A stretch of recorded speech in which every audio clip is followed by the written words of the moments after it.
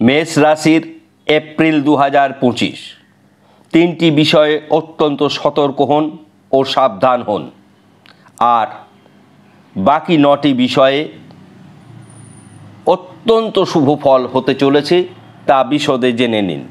আমরা এই কথা বলার পূর্বে প্রথমেই গোচরে আলোচনা করব, অর্থাৎ 1 এপ্রিল 2025 সকাল 6টায় গ্রহদের বিন্যাস অর্থাৎ অবস্থান।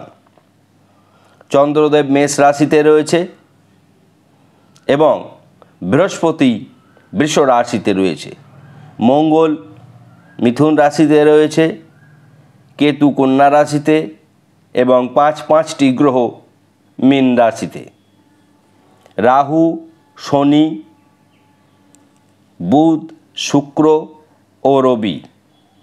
রাহু শনি অশুভ যোগ পিশাচ যোগ তৈরি করছে, বুধ শুক্র লক্ষ্মীনারায়ণ যোগ তৈরি করেছে, রবি বুধ বুধাদিত্য যোগ তৈরি করেছে, রবি শুক্র শুক্রাদিত্য যোগ তৈরি করছে। বেশ কিছু শুভ যোগ ও বেশ কিছু অশুভ যোগ তৈরি হয়েছে। শুভ যোগের মধ্যে প্রথমেই বলবো বৃহস্পতি শুক্রের ক্ষেত্র বিনিময়, 2 লক্ষ্মীনারায়ণ যোগ, 3 বুধাদিত্য যোগ, 4 ভোগবিলাস যোগ, 5 পঞ্চগ্রহী রাজযোগ। এটি মীন রাশির জাতক জাতিকাদের পক্ষে যাবে। আর অশুভ যোগ তৈরি হয়েছে, তার মধ্যে সবচাইতে বড় উল্লেখযোগ্য কালসর্প, অর্থাৎ রাহু কেতু সমসপ্তমে থাকার কথা সেটি আছে এবং সমস্ত গ্রহগুলি ডান দিকে উপরের দিকে আছে, অর্থাৎ তুলা, বৃশ্চিক, ধনু, মকর, কুম্ভ এই রাশিগুলিতে কোনো গ্রহ নেই। আমরা 180 ডিগ্রির মধ্যে 9টি গ্রহকেই দীর্ঘ অনেক দিন পরে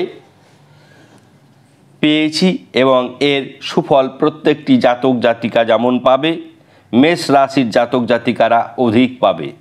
কেননা চন্দ্রদেব মেষ রাশিতে থাকায় রাশির প্রথম ঘর তাদের হাতে, অর্থাৎ সেখান থেকে যদি আমরা কাউন্টিং করি, বৃহস্পতির মতন শুভ গ্রহ বৃষ রাশিতে, অর্থাৎ ধন স্থানে বৃহস্পতি, তৃতীয় মঙ্গল, ষষ্ঠে কেতু থাকলে বন্ধু বান্ধব দ্বারা কিছু ক্ষয়ক্ষতি হয়। সপ্তম, অষ্টম, নবম, দশম, একাদশ ঘর ফাঁকা। দ্বাদশ ঘরে রবি অশুভ ফলদায়ক মেষ রাশির জন্য। মেষ রাশির জন্যে দ্বাদশে শনি প্রেম বিবাহ দাম্পত্যের ওপর অত্যন্ত অশুভ প্রভাব ফেলবে। দ্বাদশে আর একটি গ্রহ অশুভ ফল দান করে, সেটি হচ্ছে রাহু। সুতরাং আমরা যে 3টি বিষয়ে অত্যন্ত সতর্কতা কথা বলেছি, তার মধ্যে সবচাইতে বেশি প্রভাব পড়বে প্রেম বিবাহ দাম্পত্যের জীবনের ওপর, কেননা দ্বাদশে শনি থাকলেই এই বিবাহিত জীবনের ওপর অত্যন্ত কুপ্রভাব পড়ে। 2 ব্যয় বৃদ্ধি হবে। দ্বাদশে রাহু অত্যন্ত ব্যয় করিয়ে দেয় এবং শুক্র রাহু একত্রে ভোগবিলাস যোগ তৈরি করেছে, সেটি দ্বাদশ স্থানে। এই ভোগবিলাস যোগ কিন্তু দ্বাদশ স্থানে ব্যয় বৃদ্ধি করে। কারণটা হচ্ছে শুক্র শৌখিন গ্রহ, কোনো জিনিস কেনা এবং ক্রয় করার প্রতি আসক্তি বাড়ায়, ঋণের প্রতি আসক্তি বাড়িয়ে দেয়। সুতরাং ঋণ আইন উভয় ক্ষেত্রে এই সমস্যা দেখা দেবে। আবার বলছি, 3টি বিশেষ যে সমস্যা বা সাবধান হবেন: 1 ব্যয়, 2 প্রেম বিবাহ দাম্পত্য, 3 ঋণ ও আইন।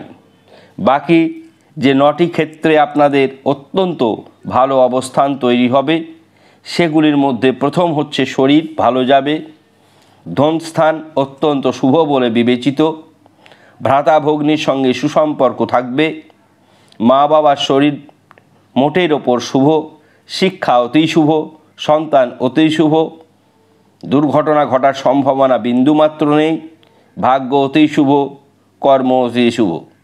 অর্থাৎ এগুলি শুভ, বাকি ক্ষেত্রে কিন্তু অশুভ প্রভাব পড়বে। পঞ্চগ্রহী রাজযোগ থাকার জন্য এই দ্বাদশে শনি, রবি, রাহু এরা যতটা ক্ষতি করত ততটা পারবে না। আমরা প্রতিকার বলে দেব, সেই প্রতিকার আপনারা করবেন, তাহলে এই তিনটে যে ক্ষয়ক্ষতির কথা বললাম সেখান থেকে অবশ্যই আপনারা মুক্তি পাবেনই পাবেন। মেষ রাশি, এপ্রিল মাস 2025 মেষ রাশির জাতক জাতিকাদের জন্য খুব চ্যালেঞ্জিং, অত্যন্ত চ্যালেঞ্জিং মাস। আপনারা চেষ্টা করলে, এই সাবধানতা থেকে দূরে থাকলে আপনাদের ভাগ্যের পরিবর্তন চাকা অত্যন্ত সুন্দরভাবে স্মুথলি ভাগ্যের চাকা ঘুরে যাবে। অর্থাৎ আপনি ভাগ্যবান বলে কিন্তু নিজেকে প্রতিষ্ঠা লাভ করাতে পারবেন। সমস্যা হচ্ছে শনি, রাহু, রবিকে নিয়ে। ঘুম থেকে উঠবেন যতটা সকালে সম্ভব এবং 6:40 মধ্যে বা 6:40 থেকে 7:30টার মধ্যে সূর্যকে অর্ঘ্য প্রদান করবেন। এসো অর্ঘ্য ওং হ্রিং সূর্যায়। সূর্যকে অর্ঘ্য প্রদান করার আমি নিয়ম বলেছি, তবু আবার এখানে বলছি, কেননা সমস্যা অনেক বড়। রবি দ্বাদশে অত্যন্ত অশুভ ফলদায়ক, সুতরাং পিতৃকারক গ্রহ ব্যয়ভাবে আছে। আপনারা একটি তামার কোষাকুষিতে অক্ষত আতপ, 3টি দুব্বা, একটি জবা ফুল নিয়ে এসো অর্ঘ্য ওং হ্রিং সূর্যায় বলে দেবেন সেটি। তারপরে সেই অর্ঘ্যটি তুলসী তলায় নিয়ে, মানে আপনারা অর্ঘ্য তো যেখানে সেখানে ফেলবেন না, তুলসী তলায় দিয়ে দেবেন বা জলাশয় করবেন। 2, শনিবার নিরামিষ আহার করবেন, 4টে শনিবার পড়বে এবং মঙ্গলের ওপর বারের প্রভাব পড়ে। মঙ্গলবার রাহুর জন্য, অর্থাৎ বারের প্রভাব কিন্তু প্রভাব যদি বেশি দেখেন তাহলে মঙ্গলবারও চেষ্টা করবেন নিরামিষ আহার করা। ক্রোধ থেকে যতটা পারেন নিজেকে সাবধানে রাখবেন। গ্রহরত্নের বিষয়ে শনি, রাহু, রবি এগুলি থেকে নিজেকে মুক্ত রাখবেন। এই গ্রহরত্নগুলি দ্বাদশভাবে রয়েছে, পরিধান করবেন না।